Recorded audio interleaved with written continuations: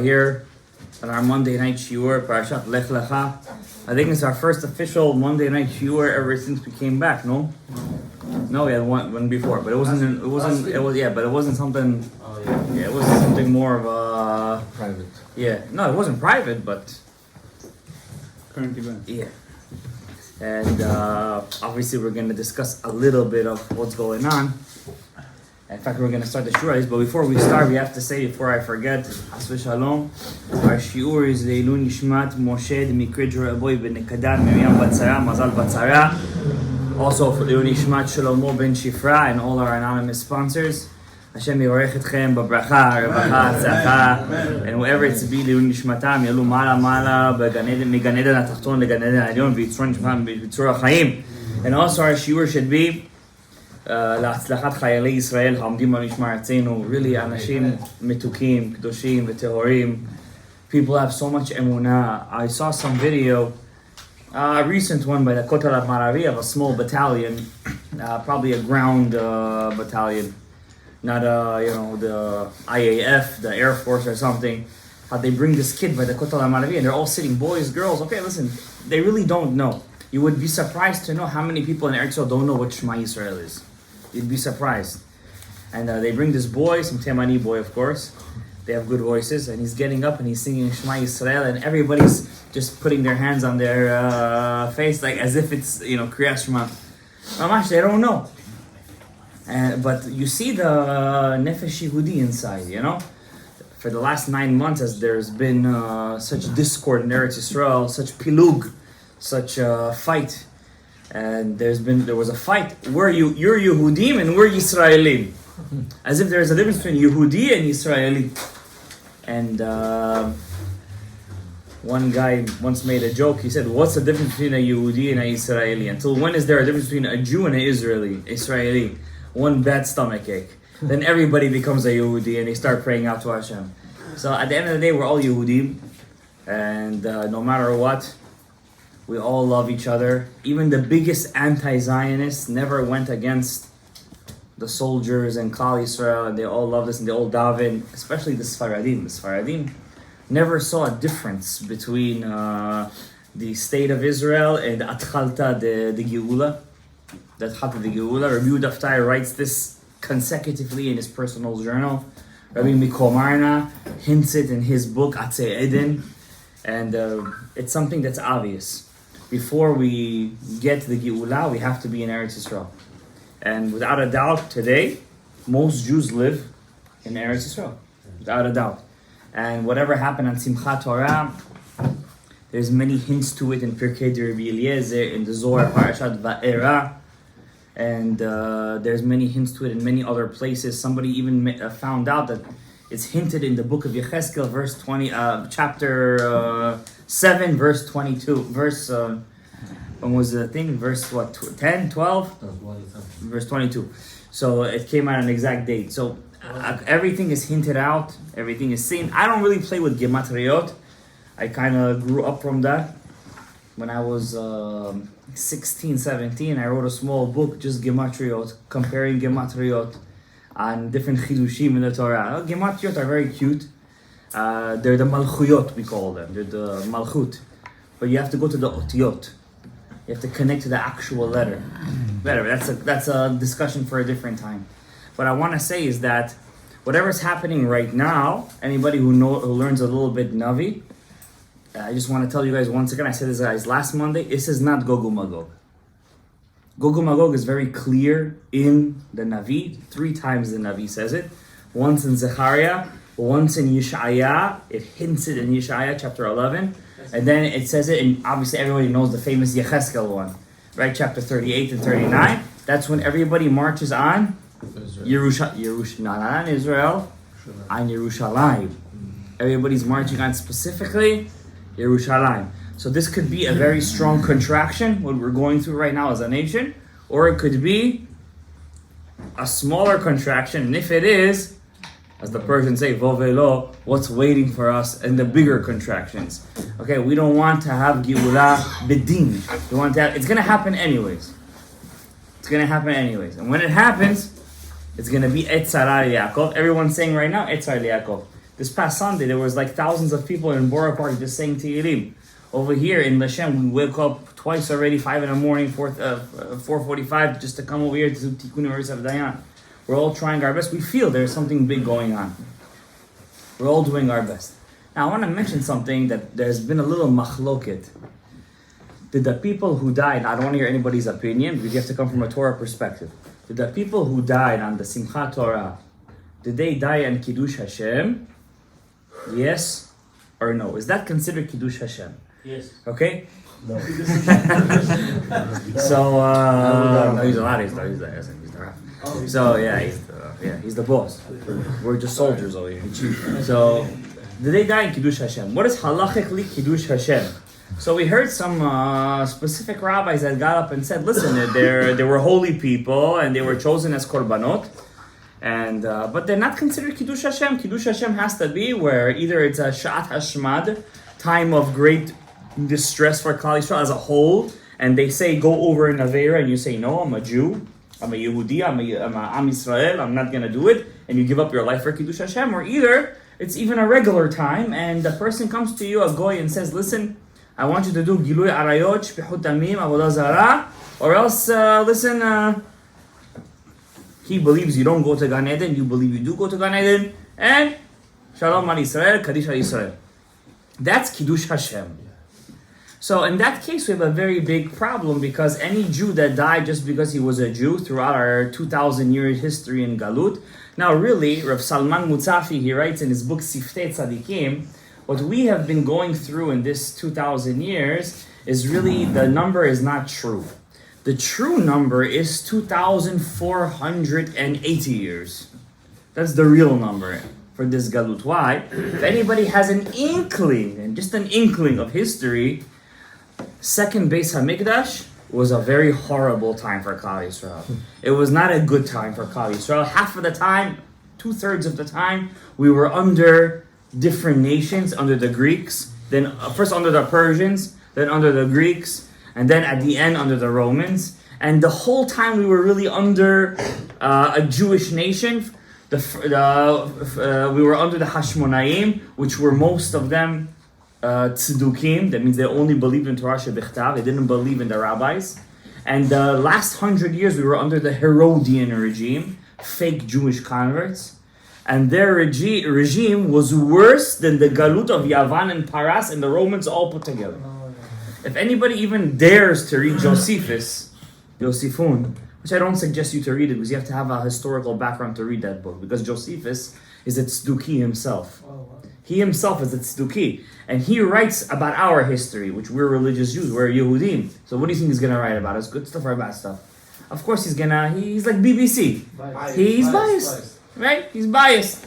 They even can't, those Rishaim in England, the most liberal Darwinian people, they can't even call people who chop off babies' heads terrorists. Yeah. They're freedom fighters. They're fighters. Just today, terrorists. And we all over here look up to them as if there's some Ne'orim world thing. Bill Maher, I think he's a Jew. He's Jewish. But he's Jewish.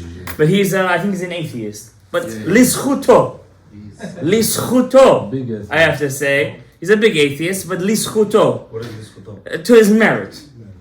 I'm going to say that today he got up and said, if you want to be intellectual, don't go to college. Okay, that's that. Imagine, this is their intellectual. I mean, even a Jew, betocha klipa, understands that the filth and the garbage and the Greco-Roman philosophy still lives within us. That means we still didn't shake off the Greek. We still didn't get out of Hanukkah. We're still in Hanukkah, technically speaking, because the Romans just adopted the Greeks, and the democratic world adopted their way of life from who? The Romans and the Greeks, the Republicans, the Democrats. It's all Greek and Roman words. So we're still technically under the same dumb ideology, which puts us into this galut, and we feel safe. And we're not safe because we're one sheep among 70 ze'evim, and we think we're safe. But if you just look what happened in Chicago today, where they just came up to some Chabad guy, they were rioting, and they beat the living daylights out of that guy. If you saw it, You would freak out. I don't freak out because I don't get paranoid from these kind of stuff. Just something in my neshama. But people get scared. They live in paranoia after that. They don't want to get out of their houses. You understand? They don't want to get out. And if you're living in Eretz Yisrael today, people don't want to go to school. Schools are empty. Just think about last Friday. How many people sent their kids to school? Day of Rage. How many people sent their kids to school? Schools were empty. We have to say the truth. I don't want whatever the point is, but the point is that we're afraid. Okay, we're afraid. So therefore, we have to understand that whatever Klal Yisrael is going through, it's already been done before and before. It's the same story that Hashem pulls all over again and all over again and all over again until we're going to get together as a nation and we're going to yell out to Hashem at once and the birth pang is going to stop. But my question is, throughout these 2,480 years, Jews have died just because they're Jewish. It wasn't on Kiddush Hashem. That means they didn't come to them and say, you're dying because you're Jewish. They said, okay, they didn't even ask questions. Straight to the gas chambers. What, 6 million Jews? Did they say, do an Avera? Jews were putting tefillin in Auschwitz. Jews were, they made a sukkah under the Nazis' eyes, and they were going under the sukkah. L'shev b'sukkah, they hid some kind of, everybody was, they took the Rambam's halacha at that time. Yeah, I'm serious, because the Rambam says, the second you come into the sukkah, it's l'shev b'sukkah.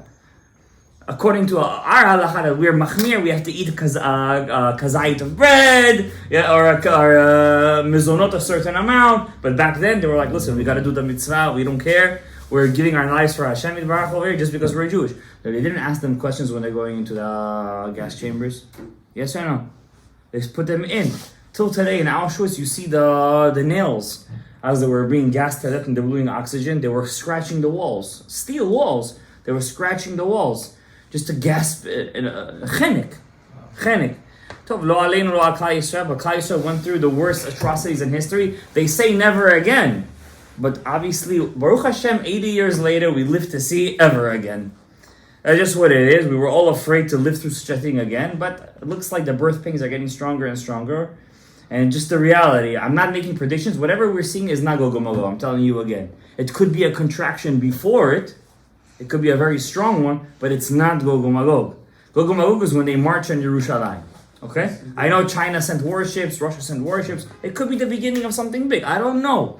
But it's not Gog Magog yet. Okay? If it is, we'll know.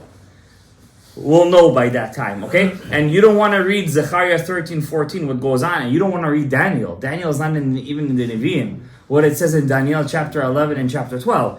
That's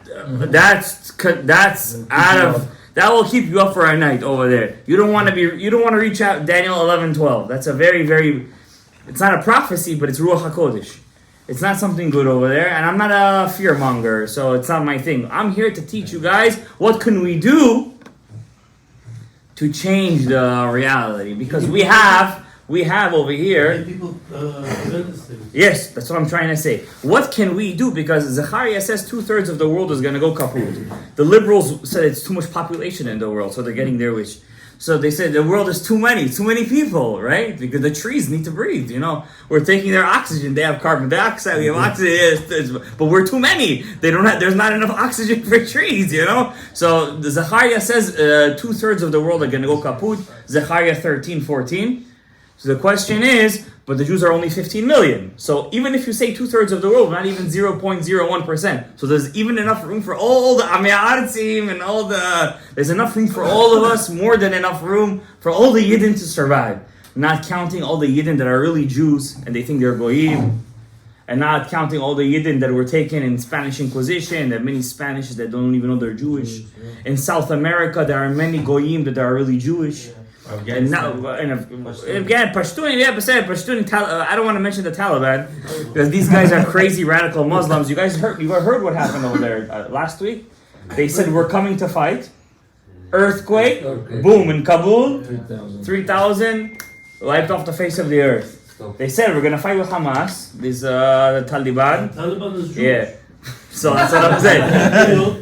I know they have some minhagim. They have some minhagim that resemble Judaism. I'm not gonna lie, that's true. But the Gemara Yerushalmi says that when the Jews left in the 10 tribes, in the first Beis Hamikdash, they went into 3 different ways. One went and lost their Jewish identity forever. One went. One went, they didn't lose their Jewish identity, and they're going to come back. One went behind the river Sambatyon. And those are going to come back to fight with Mashiach. It's a Gemara Yerushalmi. So it could be all those people that are left with some kind of minhag, lighting candles or this and that. It could be those are from the remnants of those tribes that still kept some minhagim, but they lost their Judaism completely. They said we're going to fight with Hamas. The next day, am I right or wrong? There was a huge earthquake over there, 6 point something on the Richter scale, and 3,000-4,000 in Kabul, in the capital. And they all went, I don't want to say Kaddish Al Israel, but on their version. Okay? So, what I want to say is that what's Kiddush Hashem? Okay? What's See, you have jokes, Gabriel. What's Kiddush Hashem, Rabbi Yisrael? What's Kiddush Hashem? I want to know what's Kiddush Hashem. Okay? Kiddush Hashem is for sure when the goy says, but the question is Kiddush Hashem when a person just is killed because he's Jewish? Yes. Because there is no feelings when it comes to Torah. We want to know what the books say. We want to know what the Chachamim say. So it's not simple because there have been rumors, I didn't listen to it myself, that there are some rabbis that are saying that it's not considered, they're korbanot, they were in sacrifices to Kadosh Baruch Hu, but they're not considered to die on Kiddush Hashem. So, another example, why go to Rav David Abu Chatzir? What about the 10 martyrs? Rabbi Akiva, didn't he die just because he's Jewish? Asara Harogei Malchut. But we're skipping the gun over here. Okay? Forget about what's the Kabbalistic secret behind them, but just the halachic perspective, are they considered Kiddush Hashem? There is a bracha to say before a person dies on Kiddush Hashem. I'm going to read it to you inside in the name of the Shla. The Shla. Okay? The Shla was a big Mikubal and Tzaddik Ashkenazi that he lived in Eretz Yisrael. He's buried right next to the Rambam. Anybody who was zochet to daven by the Rambam's kever, he knows that the Shla is right there. We say his famous prayer for the kids, and Erev Rosh Chodesh Sivan. First, I want to know, what were the rabbis? How did they see Kiddush Hashem? Was it something that they wanted? Something that they felt like it was connected to them? If we would count 4 greatest rabbis that changed Jewish history, who would we say? First of all, Moshe Rabbeinu. Let's start from the top. Moshe Rabbeinu brought the Torah. He brought the Torah. Next, who would we say? Who wrote down the Torah Shebaal Peh? Rabbi Yehuda Hanasi. But Rabbi Akiva said everything Baal Peh. Who had the guts to put it on paper? Rabbi Yehuda Hanasi. Who was the first rabbi who put the Mishnayot in halacha? The Rambam. That means he had the guts, and it was really a monumental work because when the Rambam did it, he was called a heretic. It wasn't like today you have thousands of different books. Literally, you go to a bookstore, your mind gets lost over there. It's Gan Eden, but you get lost over there, right? Just the Acharonim, you have triple the size of the Acharonim than the Rishonim. Literally, triple the size, at least. Okay? So, the Rambam, but then who put the Rambam lahalacha lema'aseh? Rav Yosef Karo. Maran, Rav Yosef Karo, we know he took halacha. That means, who's the greatest halachist of all time, technically speaking? Who had that pichat, the stamp, to put halacha on paper? That's it, it's done. This is halacha. Nobody argues on Maran. Okay? Rav Yosef Karo, the Bala Shulchan Aruch. I'm holding you a book over here. It's called Magid Meisharim. What is this book? This is the book that the angel taught him Torah. He had an angel called a Magid. It taught him Torah. Not Eliyahu Navi, less than Eliyahu Navi. It taught him Torah. Okay? How does it work? I told this to you guys many times. The mitzvah that you do turn into angels. If the mitzvah is a complete mitzvah, you didn't think of shtiyot while you did it. You did the mitzvah with all the halachic ramifications. This, if you have the zechut, this mitzvah comes back down and teaches you Torah. Okay, that's called a magid. The Ramchal had a magid. Who else had a magid? Rav Yosef Taitichak had a magid. Many big chachamim had. The Gra had a magid. Many big chachamim had magidim. Okay, it's their own mitzvah. It's not like the malach Gabriel comes down and teaches you Torah. No, it's not about Gabriel. It's your Malach Gabriel. That means based on how you created that angel, he's going to teach you truth or not. Okay. Now Rav Yosef Karo he lived a very long life. He lived almost triple the lifetime of the Ari. He was 80 something when he passed away. He married 3 times in his life. He had 4 or 5 sons. He was the biggest Rosh Yeshiva in Eretz Yisrael. He went through a lot. He was a yatom. He passed the Spanish Inquisition. He was kicked out of yeshiva as a young boy because he couldn't pay. But not that he couldn't pay, and he was going off the walls, hitting the teachers. He couldn't pay, and he wanted to learn. And he went through a lot in his life, but he always wanted Torah and Hashem, and therefore he was zochet to a very big level. In his time, there were 3 rabbis called Yosef. Him, Rav Yosef Karo, Rav Yosef Taitichak in Saloniki, Greece. Okay, and many Sephardic Jews have some heritage to Saloniki, Greece, because it was the hub of Judaism at that time. And then there was Rav Yosef Bar Lev, Ashkenazi. And in Shamayim, the Chida writes, there were these 3 Yosefs. There was like a goral going on. Who's going to be chosen to put halacha on paper? And out of all 3 of them, who was chosen? The smartest one. Who said the smartest one? It's a normal way to think. The smartest one was chosen. You need somebody smart to put it on paper. And that's our biggest mistake. Torah is not given to the smartest person. Humble. The Torah is given to the most humble person. It's a very big mistake because there are very big rabbis living today.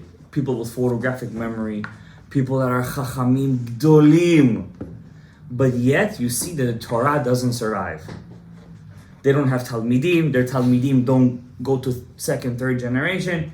Torah is given l'mayim nemuchim, to low waters. Rav Yosef Karo, the Chida writes, was the most humble out of the... Now, I'm sure the other 2 were very humble. They say Rav Yosef Bar Lev was a dayan. One time, one guy came out and smacked the living daylights out of him for pasking the halacha against him. Wow. A dayan. Now, a dayan has usually a lot of self-esteem. Okay? And the Gemara and the Shulchan Aruch paskins, the Maran, Rav Yosef Karo, that if a dayan, somebody hurts him, he has to do nikama. You have to do revenge. Because it's the honor of Torah. If everybody's going to trample the Torah, Beseder, give me another slap. Beseder, okay? And what's going to be left of the Torah? Nothing. Okay? We see it today. It's the truth. So, imagine Rav Yosef Bar Lev got such a smack. It's a very famous story. And still he wasn't chosen to be and Rav Yosef Taitichak was the Rosh Yeshiva of all Saloniki. They say he didn't sleep in a bed for 15 years. He would sleep on his on the stender, and every time he would fall asleep, he would sit in a very high chair. Therefore, he would fall off and get up again and continue learning. These were giants. They didn't care about this world. We're talking only 450 years ago. This is not, in history, it's not even a blink of an eye. Okay? And out of all 3 who was chosen, this Yatom from Sfarad, Portugal, Rav Yosef Karo, small, he was kicked out of yeshiva. And not only that, the Rebbe of the yeshiva that kicked him out, he called him Mori Veribi. My Rebbe, my master, Rav Yaakov Beirav. Rav Yaakov Beirav, and later on in life, Rav Yaakov Beirav gave him smicha with 200 other rabbis. Yeah, people today get smicha from one dayan. They're like, they feel like they're wearing a medal over here. Like there's something. Right? He had smicha from 200 rabbis. Some say that's what Maran means. Matayim Rabbanim Nismach. He had smicha from 200 rabbis. They wanted to bring back the Sanhedrin. He was a messianic, just like all of us over here. We want Mashiach Tzidkenu, right? And he wanted to bring back the Sanhedrin, right? How do you bring back a Sanhedrin? You need a Sanhedrin. You need smicha. There's no smicha since the Gemara's time. But you could bring back smicha. If all the rabbis in Israel agree, we bring it back. The problem is, everybody's saying, no, halacha's like this. No, halacha's like this. You can't bring it back. You need Eliyahu Hanavi. You need this. You need that. They said in Tzfat, let's bring it back. But the rabbis in Yerushalayim did not agree, and it didn't come out to fruition. It didn't happen at the end. He had smicha. He gave smicha then to the Al-Sheikh, Rav Moshe Al-Sheikh. Rav Moshe Al-Sheikh gave smicha to Rav Chaim Vital. And that's where we know it ended. We don't see that Rav Chaim Vital gave smicha to anybody else. There was too much machloket in his day. The chief rabbi of Damascus went against Rav Chaim Vital, and it ended over there. His name was I don't know if I should say it, his name is omitted in the books out of his kavod, but I'll just say his last name, Abu Lafia his name was, and he was a very big Rav, and he was the chief Dayan of Damascus, and he went against Rav Chaim Vital. He said he's a kook, he's a mikubal, he's a mishuga, stick to the books.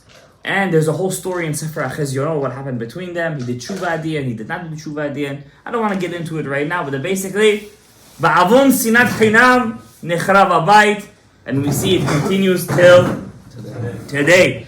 Rav Yosef Karo writes in Magid Mesharim, his book from the Magid, what is his one thing that he wishes to do in his life? Did he write a Perush on the Rambam that everybody learns today? Yes. Did he write a Perush on the tour called the Bet Yosef? Yes. Did he write a Shulchan Aruch? Yes. Is his name infused in the infamy of history? Yes. Even more than the Ari. Who learns the Ari? A couple of renegades in Lashem. Who learns Rabbeinu Hari? A couple of, a small little group of guys in Bara Park. Who learns the Ari? Okay, they heard of him. They say, okay, said Minhag Hari, yeah. You have to stay up on this day. He said you're not gonna die if you stay up in Shavuot. Sigulot, it's mysticism. But who learns the Bet Yosef? Every yeshiva since the time of the Bet Yosef has learned, memorized, poured sweat over the Bet Yosef. His name lives in the infamy of history. What was he looking to be? Mashiach? Was he looking to be the king? What was he looking to be? Look what he says. The Maggid tells him, I will give you your greatest wish. Shetisaref al yichud kedushat shemo bekidush Hashem. What was Maran Rav Yosef Karo's greatest wish in life? Not to die on Kiddush Hashem. To be burnt on Kiddush. Lo aleinu. I'm saying lo aleinu because I myself, just the thinking of the idea makes me shiver. To be burnt on Kiddush Hashem. That was his greatest wish in life, Rav Yosef Karo. Like Avraham Avinu. But more likely, like Rav Shlomo Molcho. Rav Shlomo Molcho was a rabbi in his time. He was a kid that grew up Emmanuel something. He was a guy in the court of the king of Portugal. He found out he was Jewish. He gave himself a brit milah, and he became a Baal Ruach HaKodesh. We have his book today. He had 2 prophecies that came true. The Pope intervened that he should live. At the end, he was caught by the emperor, the Roman Catholic emperor of Germany, bound up. They closed his mouth that he shouldn't say Shemot HaKodesh, and they burnt him alive. Al Kiddush Hashem. This Rav Shlomo Molcho met before Rav Yosef Karo. When Rav Yosef Karo heard how he died, he said, I want to die like him. Wow. I want to go Kapara to Hashem. What do we see over here? Not only the tzaddikim wished now, Rav Yosef Karo we say, what about Rabbi Akiva? His scalp was being ripped off with iron combs. And they said, Rebbe, do something, get out of this. You're Rabbi Akiva, you're the Rebbe of Rabbi Eliezer HaGadol, which is the Rebbe of... No. I'm sorry, against. Rabbi Eliezer HaGadol was the Rebbe of Rabbi Akiva, which was the Rebbe of Rabbi Shimon Bar Yochai, which is the father of Sod. So that means you know everything. So say something, get out of this. He said, what do you mean get out of this? I have been waiting for this moment of all my life where it says, Bechol levavcha, ubechol nafshecha, ubechol meodecha. Guys, I want to differentiate between us and the Muslims. The Muslims want to die because they think 70 virgins are waiting for them. 72. That's whatever, 72, okay. 73. They think 73 virgins are waiting for them. Rabbi Isa, I want to tell you guys something. If you know what's waiting for them, I told you guys this once, in short.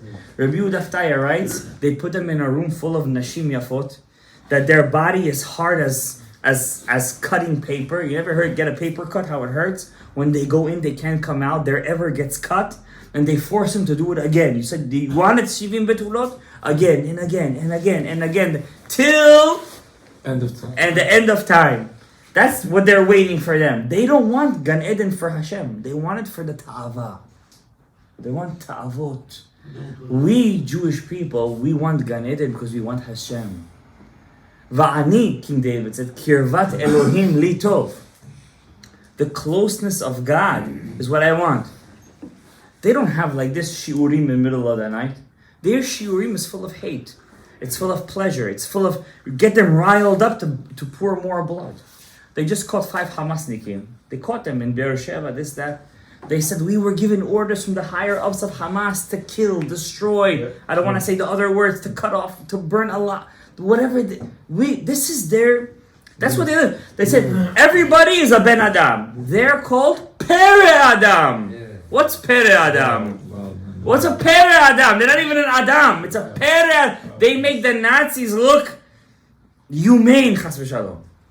Pere Adam, how you cut open a pregnant woman's womb, cut off the, I don't want to say this kid's over here, whatever they did over there. How you do that? How? You're not even a human. Animals don't do such a thing. Animals don't do such a thing. It's something out of this world. And Klal Yisrael has to go through this again and again and again. I was thinking for a second, Pere Adam Pardinim. Had to be Matik Pardinim, the Mansapach. That's a side point. But we see over here that Klal Yisrael, that what did they want? They wanted to go on Kiddush Hashem.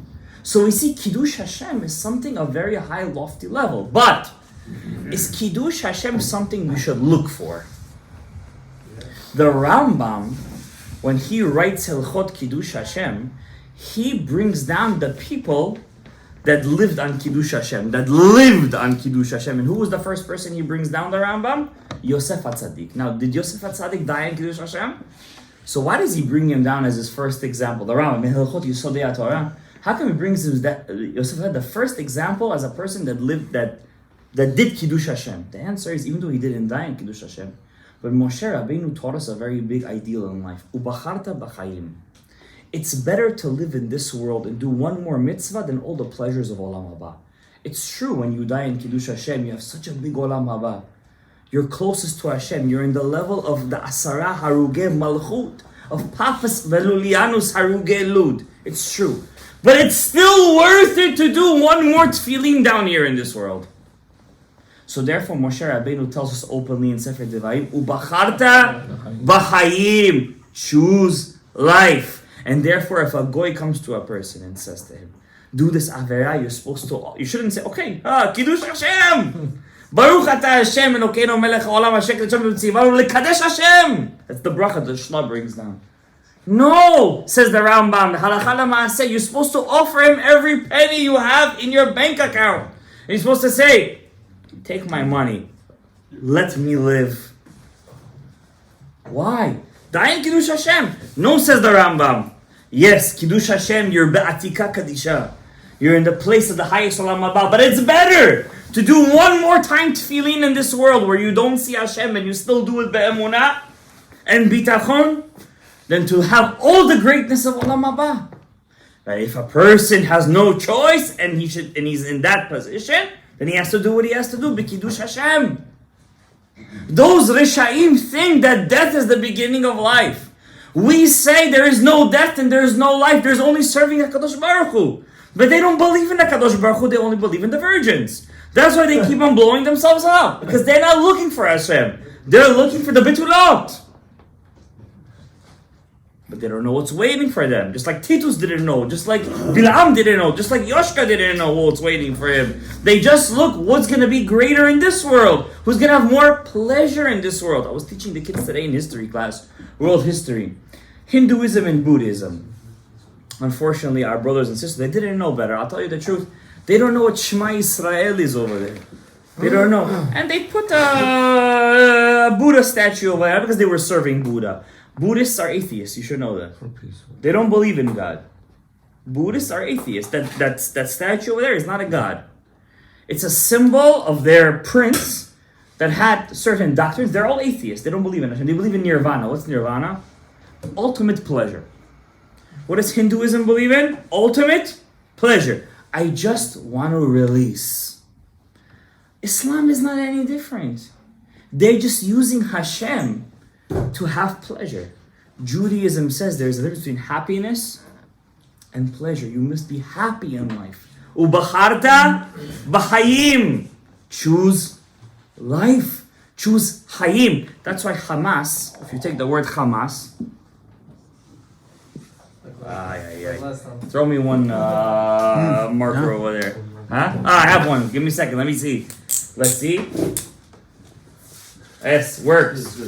Chet, mem, samech. Take out the mem. What do you get? Chet, samech. Chaim. They don't choose Chaim. What's the mem of Hamas? Mavet. What do they choose? Death. They choose death. The mem is coming to say Mavet chas v'shalom. But we say the mem is the 40 days of Nitinat Torah.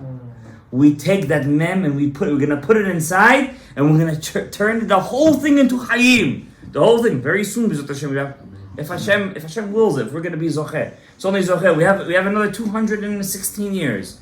There's a long time for Hashem to decide. We have to be Zocheh as a nation over here. Now I want to tell you one thing about the Kiddush Hashem.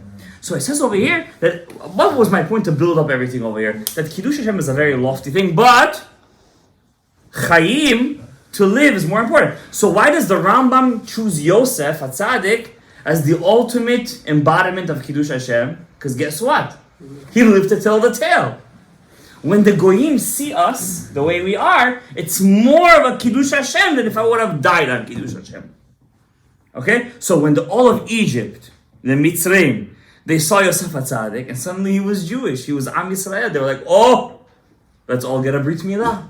And many of them converted. And it was a big Kiddush Hashem. And now that Isaiah, Yeshaya says, what is the whole Mashiach coming to do? To be a or, Lagoyim, to be a light unto the nations. That the nations should know that I am Hashem. That I am Hashem. That means the whole world. Okay, we know He's Hashem. We know He's Hashem. What do the nations of the world know He's Hashem?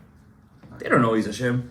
The Mashiach is coming to reveal that. So when a Jew walks outside with a kippah and he acts nice, and when somebody cuts him off and he doesn't curse him, and when he goes outside and he returns the change that was mistakenly given to him, all these things are Kiddush Hashem. And when he walks with his tzitzit out and says, what does he say? Oh, it's 613 mitzvot that I want to do it willingly for my God, without a gun to my head. And then when the Jew goes out and he acts be-kavod, and when he prays in the airport, all these things are Kiddush Hashem ubacharta b'chaim. However, what about when you fight for your land? When you fight for your land, is that all Kiddush Hashem? Not only is it a Kiddush Hashem, the halacha is you're even allowed to buy land on Shabbat back from the Goyim. Break Shabbat. You're allowed to break Shabbat to take our land back, because there's no greater Kiddush Hashem than to see that we're the only nation after 3,000 years that speaks the same language, Lashon HaKodesh, Hebrew. We live in the same land, we keep the same mitzvot, and we're the same people. It's the greatest Kiddush Hashem in the world. And don't think for 1 second that these Goyim don't see that. They see it and it's burning inside. How a nation is able to keep themselves, their language, their people, their traditions, their achdut for 3,000 years. That's the greatest Kiddush Hashem. But I want to say that those people that died that day on Kiddush Hashem, was that considered Kiddush Hashem? So there is a Rabbeinu Ha'ari that brings down two types of Kiddush Hashem. Rabbeinu Ha'ari in Shar Chavav says there was the Asara Harugei Malchut, the 10 martyrs that died just because they were teaching Torah or they were caught doing something Jewish, and they were killed on Kiddush Hashem. And then he says that there were 52 years later in Betar, the Jews under Bar Kochba, that they were killed, they were considered Harugei Malchut. What's Harugei Malchut? They died for the Medina.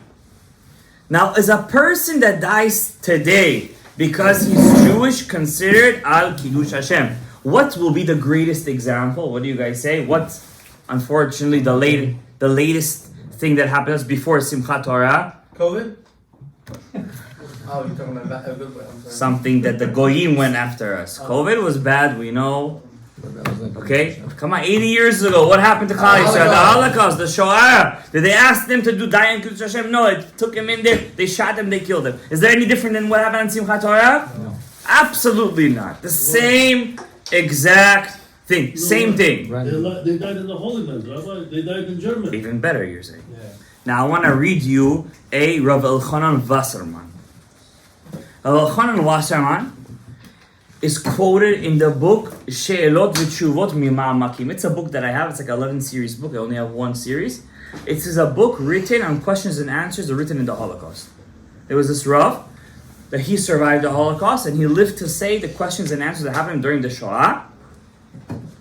And for example, there was a question over there that a woman, she saw her baby that she wanted to give him a brit milah, and the Nazi took the kid's head and he, on the pavement, I don't want to say because you guys could fill in the blanks. So what should we do to that kid? Should we give him a brit? Should we questions? No, because there was a case of it. You guys know the story about a father that was supposed to, that he could have saved his son's life, or another kid would have taken his spot to go to the thing. And what should I do? In one way, I have to save my son's life. On the other hand, they're gonna take somebody else. And the rabbi didn't answer him. At the end, he didn't give in his son, and the son passed away. And there was Erev Rosh Hashanah. And he said, Hashem, Yitzchak Avinu Keilu was given as a sacrifice. I'm giving my son Mamash as a sacrifice. Very, very chill, riveting stories. About 70 questions. My book just has alone. Very riveting. I didn't even finish the book. I was so afraid to finish the Sefer. I have a very interesting imagination. So the Shla writes, he says, before a person goes to die on Kiddush Hashem, he has to say a blessing. Baruch atah Hashem Elokeinu melech haolam, asher kiddushanu mitzvah v'tzivanu, lekadesh shemo berabim. A blessing. Lekadesh shemo berabim. So he says over here, Siperli, the rabbi who's writing the book, says in the concentration camps, it was told to me in the name of Rav Elchanan Wasserman. I have a couple of rabbis on my walls. I'm very selective who put on my wall. One of the 3 rabbis I have on my walls are Rav Elchanan Wasserman. Rav Elchanan, you see his face, you're out your mind. Rav Elchanan Wasserman said to his son Rav Naftali, Hashem Yinkom Edamo, that died in the camps, Shegam hu haya sham, that he should say the bracha of the shla before he goes inside to give his neshama. So what do we see from here?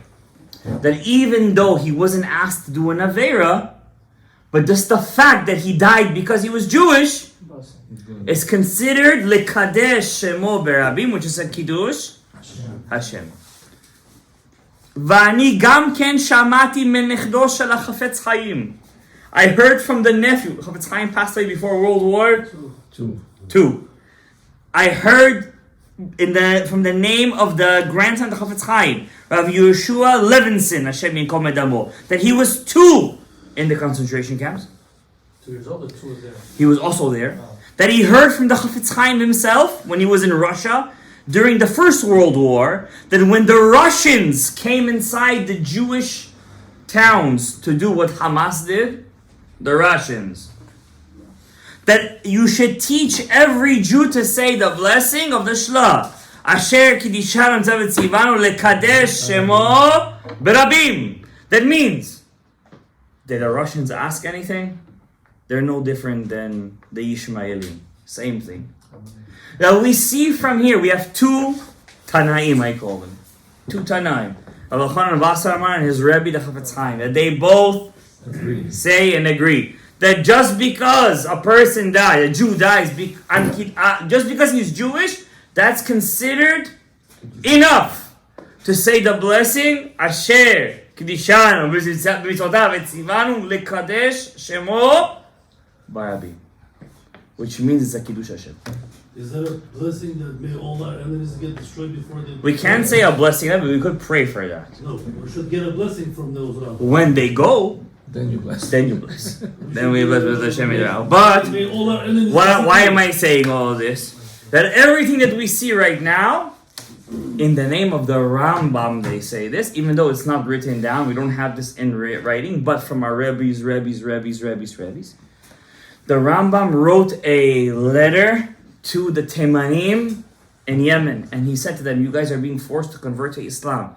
If any one of you will be killed because you want to stay Jewish, it's considered Kiddush Hashem, and all your avonot are erased. This we don't have in writing, but this is something that we have from our Rebbe's. Anyways, we see here many sources, and many Chachamim agree with this, that anybody who dies just because he's Jewish is dying on Kiddush Hashem, which is the greatest mitzvah. Even though we don't look for this, like I proved. We don't look to do such a thing. We want to live to do more mitzvah and do Kiddush Hashem in this world. But if we have the chance, A person has to know it's the greatest mitzvah, and even though he's not asked to do an avera, it's still considered Kiddush Hashem. It's still the what? Fact is he was Mekadesh Hashem. And not only that, if he's zocher to say Shema beforehand, and if he's zocher to do Teshuvah beforehand, even for a second, he was just meharher b'teshuvah. He just thought of Teshuvah. Not only is it Kiddush Hashem. There was a story. You guys all heard the story already. There was one kid that he got off the derech. He was a yeshiva boy. And he was not even living at home anymore. And exactly. And he went to his father's, and he went to this party, this rave, and he died over there. And the father didn't know. He already didn't speak to his son. His son came home. He didn't come home. And he came to his father the night before. Ben Shumali says the story. And he showed his father a golden Gemara. He said, this is the Gemara I used to learn in yeshiva. Whatever you taught me when I was a young boy was my zechut before they came and shot me. I said Shema Yisrael. And this zechut helped me go up. Now I'm learning with HaKadosh Baruch Hu. So we see, guys, we don't know Cheshbonot Shamayim. We're not allowed to judge. Yeah, there was a statue over there. There was not. Of course, this is Hakol Shtiyot. In the second temple, Nehemiah and Ezra already destroyed the Avodah Zarah, the Yetzirah Avodah Zarah. Of course, there's no Avodah Zarah. Nobody believes in Avodah Zarah. It's just a medium to do averot of Ta'anugim. That's it. Nobody believes in Avodah Zarah. It's all called Shtuyot. It's called nonsense. We're not like those Hindus in India that believe in rats as their gods, and they have mice running around all of them, and they feeding them milk over there. Come on, Rabbi says, it's called nonsense. We all know it's va'evin, chesed v'zahav. Yadayim lahem, like we say in Halil, they have hands, they don't move. Oznaim, they don't hear. Enaim, we have to give kav zechut, especially right now. We have a window, and I said this last week, and I said this on Shabbat, and I'm going to keep on saying, we have a window right now. Either we're going to grasp this window or are we not? We want a bigger contraction, chas v'shalom? No. We want a contraction in chus la'aretz? We want a contraction over here? I don't think we want a contraction over here. Because we're surrounded by them. For some reason, the Jews always like to live in the middle. The Middle East, the middle of the 5 boroughs. We're always in the middle. We can't pick something by the sea, so we gotta get out of there quickly. We're always in the middle. It's all, you know, one of the big Chachamim said, he said, look what's the power of shofar. The Aruch Laner says the year that the Jews came out of Mitzrayim was the year that Rosh Hashanah fell out on Shabbat, and that year they made the Egel HaZahav, and that year 3,000 Jews. Now we might say, okay, they were all Chilonim over there, they were all secular Jews, what do we care? We all Shomer Shabbat. We wear tzitzit, we wear tefillin. Some of us wear 2 pairs, some of us wear 3 pairs of tefillin. Ma'ol yoter. We learn Torah, we come on the shiur, we hear Divrei Ha'ari, we hear this, we hear that. We're good. Chas v'shalom. In the Egel HaZahav, not even one Jew sinned with the Egel HaZahav. The Orach Chaim Makador says, one Jew. You think Nachshon ben Aminadav, couple of days before he jumped into the Yam Suf, he's going to do the Egel HaZahav for the love of God? You think Netanel ben Suar, who was the biggest Talmid Chacham, he did the Egel HaZahav, Shevet Yisachar? You think, are you crazy? The Erev Rav did it. They all banded on Aaron HaKohen. They were very rich and influential. And he fell. He thought he was doing the right thing. He saw Chur was dead. The Jews, Egel HaZahav, they were like, listen, we're in our ghettos. Listen, we're in our machanot. These guys were outside the machanot. How many Jews died? 3,000. More than what happened on Simchat Torah. 3,000 Jews died. But they didn't do the Egel. But they were responsible for that. Some say the Shoftim died. Some say the Nisi'im died in the 3,000. But they didn't do the Egel. But they're responsible for the Egel. We're the heart of Klal Yisrael. Everybody here is the heart. We're the arteries of Klal Yisrael. We're the veins. We make the blood pump. They're the hands. They're the legs. Very important. Everybody needs hands and legs. Everybody needs eyes, but without a heart, you can't mitafked. We're the heart. We need to do extra mitzvot, extra maasim tovim, add extra learning Torah, extra kav zechut. Can I just read you one thing they told Rav Yosef Karo? Just one thing. He said, the Maggid told him many things he has to do to be Rav Yosef Karo. Can I just tell you one thing he told him? You think it was easy to write the Shulchan Aruch? Okay, he was just very smart. He was pretty humble. And one day he decided, I'm going to take a whole Rambam riff for Rosh, Ram Rotenberg, Ochme Ashkenaz Farad. I'm going to write a book based on them. It just took him 20 years. Without cheats. Yeah, without the Otzara Chokhmah and all the Chat G. You know, people use Chat GPT to answer halacha. And without all Googles and Miodeya and Ask the Rabbi, with all that stuff, he just sat down and the thing, Rosh Hashiva, by the way, right? And he decided to write, you know what kind of set the Shemaya you need? People today can't write a page. Page they can't write. So much bilbulim they have.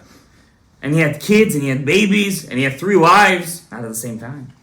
And what made him Rav Yosef Karo? He says over here, Hamon, he told him, this is, I'm giving you once more. Hamon ha'am choshrim, the Maggid told him. What's Hamon? This is in time of the Ari. You know he lived in time of the Ari.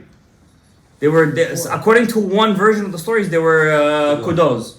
Yeah, Ari's daughter married his youngest son, Rabbi Yehuda. Okay? One of his sons ended up going to Ashkenaz, and his descendant was the Aruch HaShulchan. The Aruch HaShulchan. Hamona am choshvim, most of the nation believes, ki ha'olam hu ka'avayato, the world is as is. Live and let live. En mabit, nobody sees you. En ro'eh, nobody knows you. Ochlim, shotim, lesova, yetzer hara. Kaifuyim, let's eat, shashlik, this, let's drink. Now, Hamona Am back then, there were no liberals, there was no democratic parties, there were no progressives. All Jews were religious. And if they weren't religious, they were just non-observant. They didn't have a political party. They were definitely not rich and making people crazy. Okay? Everybody was listening to the Chachamim. The Chachamim were the leaders. Okay? Oy lahem sha'olam mat'eotam. Woe to them that the world is making them wrong, is making them a mistake. Hayat kotevet, that there's a handwriting on the top. And then there is dinim down here. Don't think a person falls and breaks his leg is for nothing. Person loses this client is for nothing. Someone, for example, can't find their zivug is nothing. This one, his kid doesn't get accepted to yeshiva is for nothing. Suddenly, nothing is working out for him. And what is he blaming? The rabbi, of course. I'm warning you. The Torah says, "Ken come to gale ozen ohavecha, open your ear for your lover." Who's your lover? Hashem. V'itoreru mishnatam, wake up from your dream. Klal Yisrael, you have a job to do. You have a job. Klal Yisrael has a job. We're not in this world to kaif. We're in this world to work. What is this world called? Atzilut bira yitzira asiyah. What's asiyah mean? Work. What was written on the? I said this many times. And the Auschwitz, work will set you free. Either you work in this, or the person is going to work. I'm saying this with big zehirut. Or either you're going to work in a different way. Would we needed this big thing? In a way, yes. We needed to wake up. How many Jews did teshuvah? How many Jews woke up? How many Jews did many things? True. Many died. On Kiddush Hashem. I repeat. Who's going to mess with Elchanan Wasserman? His 2 eyes are going to make you a ud mutzal me'esh. He's going to burn you alive. Elchanan, who you messing with Elchanan Wasserman? You're messing with the Chafetz Chaim? Kiddush Hashem. But we want to go that way? No, we want to live. Ubacharta b'chayim. We're not like those animals that they get up in London and they say, "Yeah, we choose death. So go die." You choose to go. Nobody's asking you to stay over here. Go. That's Vidaya. Get out of here. Nobody wants you. Their own Arabs don't want them. You guys remember the second week? Jordan and Egypt get up. We are not taking any Palestinian refugees. What happened? Am echad atem. You're one nation. One nation. Sonim echad sheni sirat mavet. The Goyim hate each other more than they hate us. But they all have one agreement. Kill the Jews. Exactly. Because they can't handle the truth. Now I want to teach you one kavanah. I don't want to get too much into this because we're going to talk about this all night. One kavanah. Please use this kavanah. It's the least I can teach you. Okay? Because Rabbeinu Ha'ari says in his Hagdama to Etz HaChaim that all this is happening to us because we don't learn Sodot HaTorah. He's been screaming this for 500 years. Rabbeinu Ha'ari, open up Hagdamat Etz HaChaim. We don't learn Sodot HaTorah. We do not want to learn the Etz HaChaim. We're stuck in the same conception as Adam HaRishon. Work Hashem through Etz Hadat. We have to stop with Etz Hadat. I will read you something that he was a posek. You guys agree? Rav Yosef Karo was a posek. I think he was the ultimate posek, right? You know what the Maggid tells them? You must learn Sola Torah 3 to 4 times a week. I'm here teaching you guys a kavanah 5 minutes a week. Use it. Use it. You guys are a living prophecy of Rabbi Shimon Bar Yochai. You know what Rabbi Shimon Bar Yochai says? In the time of Darei Malka Mashiach, they're going to teach kids kavanot. You guys are considered kids in the essence of the limud. Use it. Okay, I'm not teaching you hard stuff. I've taught you hard stuff before. I'm going to teach you something very simple right now. We go to Shemona Yisrael. And we're sitting over here, and obviously the Chachamim say, whoever doesn't have Kavanah in Shemona Yisrael, in the beginning, in Birkat, Avot, he has to repeat Shemona Yisrael. And what did the Poskim say? Well, listen, who has Kavanah these days? So you might as well not repeat the Shemona Yisrael. What's Kavanah in Shemona Yisrael? Now, obviously we hold like the Shulchan Aruch, but what's Kavanah in Shemona Yisrael? So if you open up, give me that Sidur for a second. Thank you very much. Avodah HaKodesh. This is a very beautiful Sidur. I started giving shiurim on it. Then the holidays came and I stopped. I get like 2-3 shiurim on this. Right? Kavanot pshutiyot. Simple kavanot. I'm just going to give you one thing because I think this kavanah is very important. I'm only going to teach you something right now that's very important. Because if Chas v'Shalom, this, whatever is going on, is going to turn into a ceasefire and the whole process is going to go again, we need Giura Barachamim, guys. We need Barachamim. And Hashem promised, Rabbi Shimon Bar Yochai, Beda Yifkun Begaluta Barachamim. With this, they're going to come out of the Galut Barachamim. We don't care. Chilonim, Datiyim, Hasidim, Sephardim, we don't care. We just want such beautiful pictures of just religious Jews hugging Chilonim and they offering them food. Dude, this is Klal Yisrael. Zivulun and Yisachar. Open up the page if you guys have the Sefer. If you guys don't want, you guys just listen. Page 156. Yosef. Tzvet Shacharit. Elokei Abraham. Elokei Yitzchak. Elokei Yaakov. So we have over here Abraham. Yitzchak. We have a deficiency of Yitzchaks usually in our shul.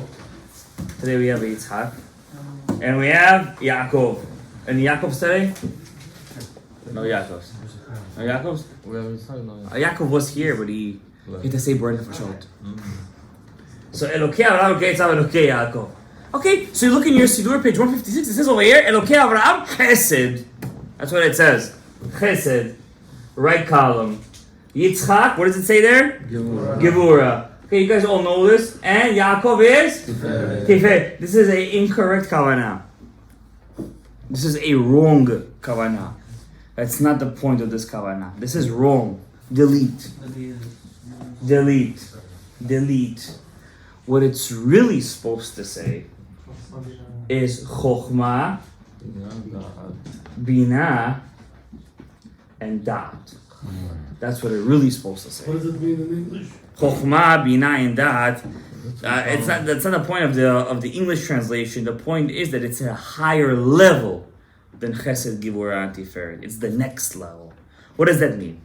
We know, in the name of Rabbeinu Ha'ari, that our job in this world, if anybody heard the shiur from last night of Shar Gilgulim, judging by your faces, nobody did, that our point in this world is to take Za, which is from Chesed, Gevurah, Tiferet, and turn it into Chokhmah, Bina, and Da'at. That's our point. We have to add the Chokhmah. We have to bring the world to a state of maturity. Why is the world such a baby? Why are they pouting so much? Because they're all losers. They're all baby. What does a baby do? When you take away the candy from him, he starts to pout like a baby. The Jews, on the other hand, have Chabad. Why did the Lubavitcher Rebbe, the first Lubavitcher Rebbe, name his movement Chabad? Why did he name it? He wanted to bring the world to what? To maturity. What's the ultimate state of maturity? Mashiach. Okay? So they keep on pounding it, right? But we could do it, whatever the Chabadnikim are acting in, we could do it in our kavanah. Okay? How do you do that? Every day, 3 times a day, when you say Elokei Avraham, Elokei Yitzchak, Elokei Yaakov. Okay? What is your kavanah supposed to be? Not Chesed Gevurah Tiferet. Rather that you're giving to the 4th system, which is Zah. When you say Elokei Avraham, you're giving him his Chokhmah. That means his Chesed turns into what? Chokhmah. His Gevurah turns into what? Bina. And his Tiferet turns into what? Da'at. And if you do this kavanah, you've done more than 99.999999999% of the world. That's it. It's as simple as that. Instead of Chesed, Gevurah, Tiferet, think of what? Chokhmah, Bina, and Da'at. It's that simple. And by doing that, you are preparing the Kli for the light to go in. Because if he doesn't have his Chokhmah, Bina, and Da'at, then he doesn't have a Kli to bring in the light. If there is no vessel, then where is the moach going to go into? First, you need to prepare the vessel. And that's what you're doing when you're saying Elokei Avraham, Elokei Yitzchak, Elokei Yaakov. That's simple. And maybe with that small kavanah, we could bring the Goel Berachamim. Baruch Adonai Leolam. Amen. Amen. Rabbi Hananiah ben Akashia. Amen.